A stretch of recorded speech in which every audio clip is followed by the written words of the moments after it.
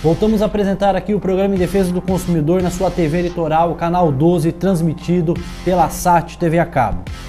Essa semana a gente está entrevistando aqui nosso amigo, morador novo de Peruíbe, está há 2 anos apenas aqui em Peruíbe, Fabrício Marques de Brito, que é do tabelião de notas e protestos. Uma resumidinha aqui um pouco da história do Fabrício. Fabrício Marques de Brito nasceu na cidade de São José do Rio Preto em 29 de julho de 1979, iniciando sua carreira profissional na área notarial e registral no mês de novembro do ano de 1994. Com 15 anos de idade, 15 anos de idade, como auxiliar no então Oficial de Registro Civil das Pessoas Naturais e tabelião de notas do município de Uchoa, comarca de São José do Rio Preto. No ano de 97, então com 18 anos de idade, após ser regularmente emancipado, foi habilitado escrevente no ano de 2000.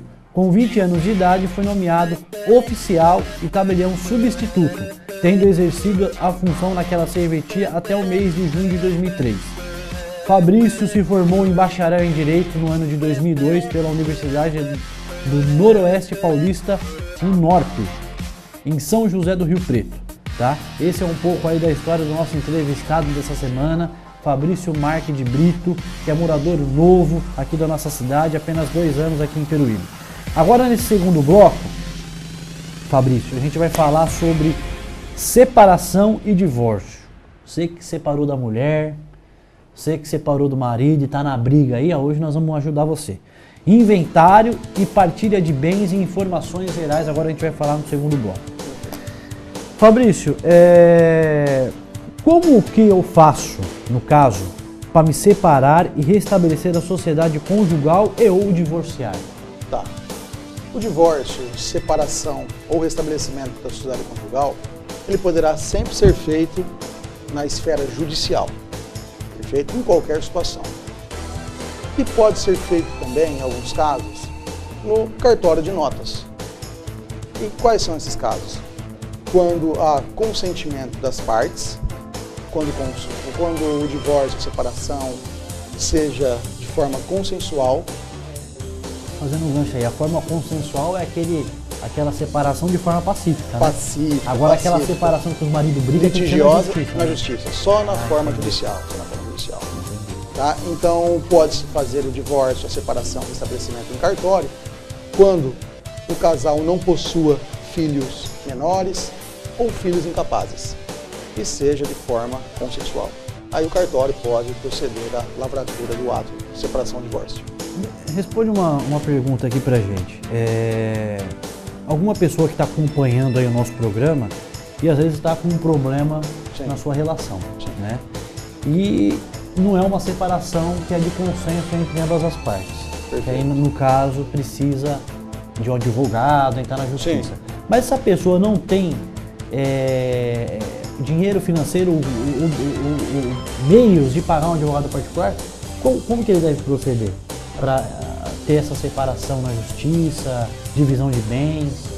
A pessoa deverá se dirigir até a Defensoria Pública do município, caso exista, e solicitar a assistência, que o processo seja feito mediante assistência judiciária. Ou, caso não exista Defensoria Pública no município, a pessoa deve se dirigir à OAB e solicitar a assistência de um advogado, que será também custeado pelo Estado posteriormente ao processo. Tem uma outra pergunta também, assim, eu preciso de um advogado para me separar, restabelecer a sociedade conjugal ou eu divorciar em tabelião de notas? Sim.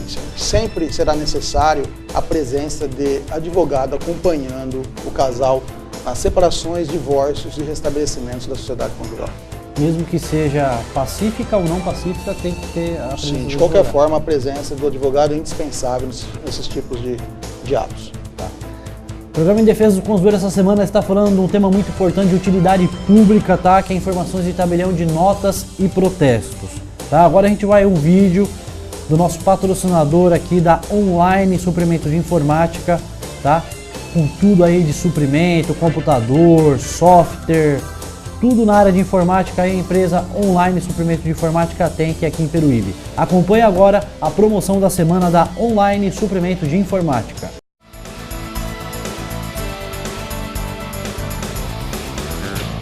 estamos aqui na Online.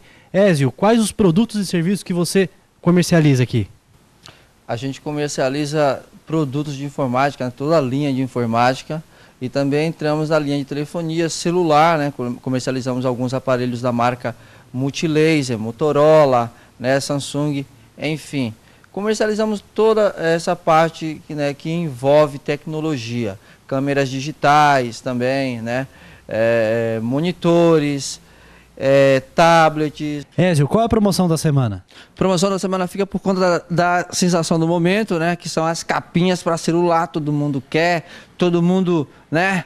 Que as capinhas, elas estão aqui, ó, Little Stitch, esse bicho feio aqui que as meninas adoram, né? Capinha para iPhone, olha aí, uma das melhores bandas do mundo, Rolling Stone. Então, viu o programa, ou se é nosso amigo aí no Facebook, né? Curte nossa página aí no Facebook, 10% de desconto. Já é barato. Se você assiste o programa ou curte nossa página aí no Facebook, mais 10% de desconto. Ézio, qual é o endereço aqui da Online? O endereço da Online fica na Avenida Padre Anchieta, número 1638. Nosso telefone é 3453-6331.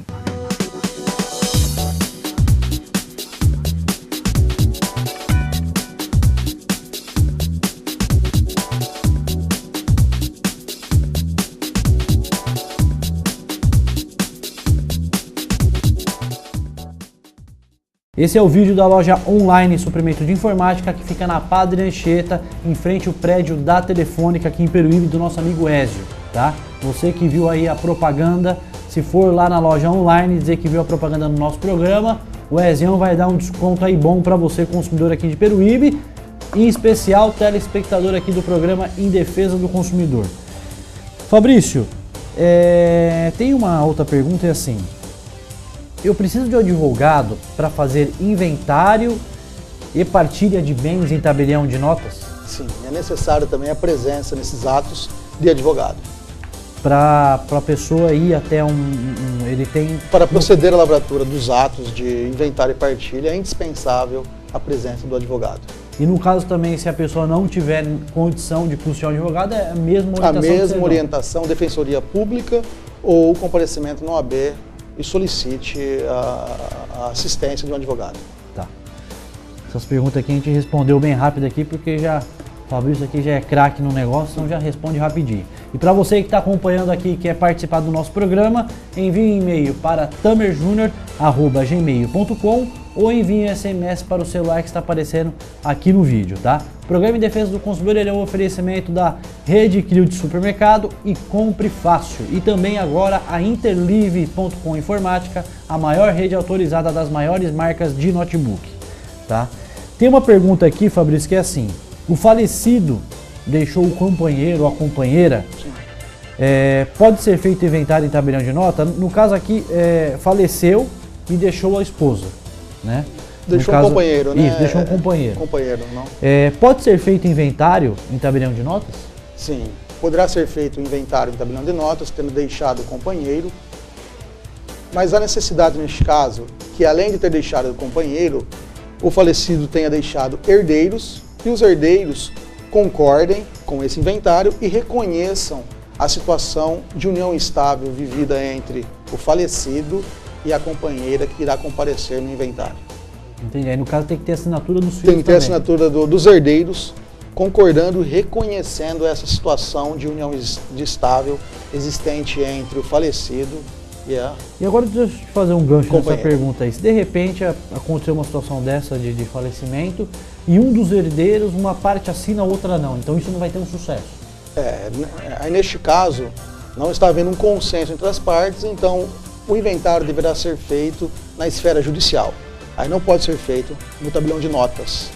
Entendi. Deverá então ser feito perante o juízo. Entendi. As custas cartoriais devem ser pagas pelo consumidor, e o porquê, Fabrício? Sim, as custas deverão ser sempre pagas pelo consumidor, porque ele é a pessoa interessada. E as custas cartorárias, elas funcionam como taxa. Ou seja, houve uma prestação, a necessidade então do pagamento dessas taxas. Claro.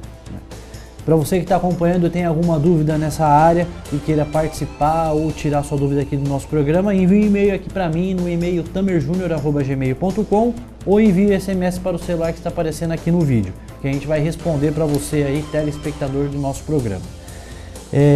Tem uma outra pergunta que é assim, Fabrício.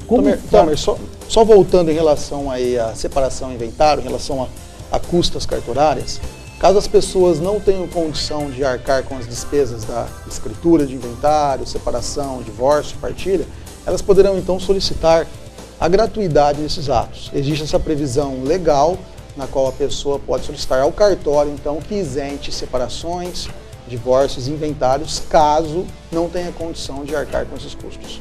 Então quer dizer, se a pessoa não tem condição de pagar com inventário... Inventário, separação, divórcio, estabelecimento, ele poderá ter o ato lavrado de forma gratuita. No próprio cartório? No próprio cartório. Mas ele tem que comprovar essa falta de insuficiência financeira. A pessoa deverá prestar uma declaração alegando não possuir condições financeiras para custear as despesas. Essa declaração é feita sob responsabilidade civil e criminal. Caso não seja a verdade, ela será penalizada por isso. Sim. Emitindo informação que não é correta. Né? Perfeito. Isso aí é uma coisa que acho que ninguém deve fazer, né? Sim. Seria falsidade ideológica. E agora responde pra gente assim, como faço para reclamar de um serviço que foi cobrado a maior ou a menor ou tirar dúvidas sobre o valor? De um protesto no cartório ou nessa área de tabelião de notas e cartórios? Sim, toda a cobrança dos atos, elas são feitas com base em tabelas emitidas pelo Estado, perfeito? Caso haja uma cobrança a maior ou a menor, primeiramente, a parte que tenha dúvida em relação à cobrança, se está correto ou não, eu aconselho ela a ir falar diretamente com o tabelião para ter total esclarecimento. Ou ela poderá se dirigir diretamente ao juiz corregedor, que é o responsável pela fiscalização dos cartórios, e mediante petição, informar ao juiz dessa situação, que houve a cobrança a maior ou a menor, para que o juiz, então, analise a situação. Entendi. Mas e no caso que a pessoa percebeu que tem um protesto que está um valor indevido? Certo? Vamos supor, ele devia, um exemplo, R$200. Quando ele foi no cartório, estava R$1.000, certo? Sendo que ele comprova que ficou devendo 200. O cartório tem autonomia para alterar esse valor? Não, o cartório não possui autonomia para alteração do valor. O cartório ele irá trabalhar em cima do título apresentado e em cima de declarações prestadas pelo credor no momento do preenchimento da solicitação para protesto. O cartório não tem autonomia para proceder à alteração de valores. No caso, é somente o credor, né? A pessoa, a empresa que protestou informar ao cartório que aquela dívida foi enviada com valor errôneo e que o valor seria... Isso se dá muito nos casos de títulos com valores parcelados. Houve o pagamento um exemplo, uma parcela, um título com valor de R$5.000. Houve o pagamento de R$1.000. O credor, então, ele irá indicar que deverá ser protestado no valor de R$4.000. Agora, deixa eu te fazer uma pergunta. Existe muita fraude em cartório, cara? Assim, muita... protestos indevidos? Existe muito isso? Não, hoje não existe muitos protestos indevidos no cartório. Porque os credores, caso eles protestem de forma indevida, eles têm total responsabilidade em relação a esse protesto. Eles poderão sofrer uma ação de perdas e danos morais, e até caso haja má fé no protesto, poderão ser acionados na esfera criminal. Até porque qualquer negativação ou protesto que seja de forma indevida, o consumidor ele pode requerer um advogado de sua confiança e entrar com um pedido de indenização. Indenização. Então hoje é muito raro aí os credores solicitando o protesto indevido. E agora uma pergunta, se acontece o consumidor está com um protesto lá no cartório que não é de conhecimento dele, que não foi ele que comprou. O que ele deve fazer junto ao cartório? Junto ao cartório, ele recebendo a intimação, ele pode comparecer na serventia e declarar o motivo do não pagamento daquela dívida, tá? Mas isso não impedirá que o cartório proceda ao protesto. O cartório irá proceder ao protesto e anotará no protesto a situação, a informação dele. A informação. Agora, neste caso, ele deverá então imediatamente contratar um advogado, levar a informação ao juiz para que o juiz proceda à sustação do protesto, caso ele não tenha sido concluído, ou, após a conclusão do protesto, que ele emita um mandado para cancelamento do protesto. Importante para você que está acompanhando o programa em defesa do consumidor, vai uma dica. Se você for em algum estabelecimento comercial aqui em especial da nossa cidade, não conseguiu um crédito porque existia ou um protesto no cartório, ou uma pendência no SPC ou no Serasa que não é de seu conhecimento, é importante você lavrar um boletim de ocorrência ou de comunicação de fato ou de preservação de direito, tá? Entrar em contato com a empresa, informar esse desconhecimento desse débito para tentar resolver. Fez isso, a empresa não resolveu, não atendeu o seu pedido, o seu nome continuou negativado, é importante você procurar um advogado de sua confiança ou a OAB para ingressar com uma ação, tá? E para você que está acompanhando e queira participar, envie um e-mail para tamerjunior@gmail.com ou envie um SMS para o celular que está aparecendo aqui no nosso vídeo. Fabrício, tem uma pergunta aqui que eu acho importante também. Quais as cautelas necessárias que devem ser tomadas na lavratura de procurações outorgadas por pessoas idosas? Isso é importante, hein? Principalmente essa questão de procuração, às vezes a pessoa está idosa, não consegue mais ir no banco, aí dá uma procuração para uma outra pessoa. Sim, dá uma explicação para gente. Sim, procurações outorgadas por pessoas idosas. A hora que a pessoa comparece em cartório para outorgar uma procuração, a necessidade que o tabelião, o preposto, extraia de forma precisa qual que é a vontade real da pessoa.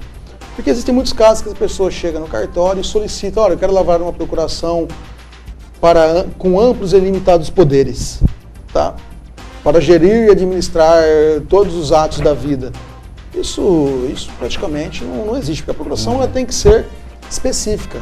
Poder para ir ao banco, poder para contratar um advogado, poder para vender um veículo, ou seja, os poderes têm que ser enumerados. Então, na realidade, não existe uma procuração para que a pessoa responda por tudo daquela pessoa que está autorizando aquela procuração. Sim, eu particularmente eu sou contrário a essa prática de lavratura desses atos.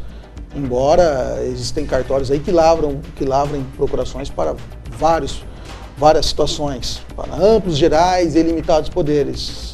Mas, particularmente, eu não vejo... É complexo, né? Agora, em relação à pessoa idosa, a Corregedoria Geral da Justiça, ela aconselha, em relação a procurações para fins patrimoniais dessas pessoas idosas, que essas procurações não ultrapassem o prazo de validade de 1 ano e essas procurações não sejam clausuladas com a irrevogabilidade do ato. Tá, então toda a procuração, seja ela para ir a um banco, para tirar um dinheiro no caixa ou outros fins, toda a procuração ela não é de tempo indeterminado, ela tem um determinado, ela tem um prazo. Né, para pessoas idosas é aconselhado que ela tenha um prazo de validade não superior a 1 ano e não constem a cláusula de irrevogabilidade. Isso é uma dica, né? As Isso pessoas que estão acompanhando. Perfeito, isso é uma dica para total segurança da pessoa aí, para que... Entendi. Agora tem uma pergunta que é assim, o nosso programa ele é acompanhado por diversos públicos, tanto ele da esfera da melhor idade, certo. Juventude, meia idade, todas as classes acompanham. E com certeza vai estar um jovem aí dentro da cabeça, pô, eu tenho 16 anos e não quero mais obedecer minha mãe e meu pai, eu quero eu ser já o dono da minha vida. Certo. E aí eu já fui perguntado, não, mas tem uma emancipação, emancipação de menor, eu vou lá no cartório, minha mãe assina, eu respondo por tudo, não preciso mais obedecer minha mãe. Sim. Que isso não é bom, você tem mãe, tem pai, tem que obedecer o pai e a mãe, e depois dos 18 anos aí você decide o que quer fazer da sua vida, estudar, faculdade, e assim vai, né? Certo. Agora, como é que funciona a questão da emancipação de menor, Fabrício? Isso existe? Existe. A pessoa pode ter, isso de fato é uma coisa que representa isso mesmo? Sim. Até questão de emprego.